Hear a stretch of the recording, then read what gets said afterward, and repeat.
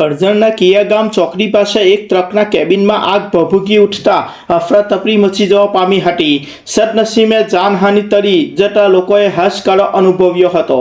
કરજણથી પસાર થતા રાષ્ટ્રીય ધોરીમાર્ગ નંબર 48 ઉપર આવેલા કરજણ તાલુકાના કિયાગામ પાસે ટ્રકના આગળના ભાગે કેબિનમાં અચાનક આગ ભભૂકી ઉઠતા અફરાતફરી સાથે દોડધામ મચી જવા પામી હતી।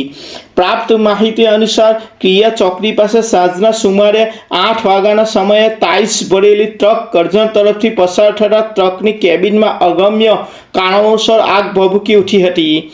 આગના પગલે ધુમાડાના ગોટે ગોતા આકાશમાં ચડતા લોકોના જીવ તાળવે ચોંટ્યા હતા। આગની જાણ કરજણ ફાયર વિભાગને થતાં કરજણ ફાયર વિભાગ કર્મીઓએ તાત્કાલિક ઘટના સ્થળે પહોંચી આગ પર સતત 2 કલાક પાણીનો મારો ચલાવી આગ પર કાબૂ મેળવ્યો હતો। સદનસીબે આગની ઘટનામાં જાનહાનિ ટળી જતા લોકોએ હાશકારો અનુભવ્યો હતો, પરંતુ લાગેલી આગમાં ટ્રક બળીને ખાખ થઈ ગઈ હતી। ટ્રકની ડ્રાઈવરની અંદરની સાઈડમાં વધુ પ્રમાણમાં નુકસાન થવા પામ્યું હતું। तस्लीम पीनावाला करजन। इस वीडियो को लाइक करें, हमारे चैनल को सब्सक्राइब कर बेल आइकन जरूर प्रेस करें हमारी न्यू वीडियो सबसे पहले देखने के लिए।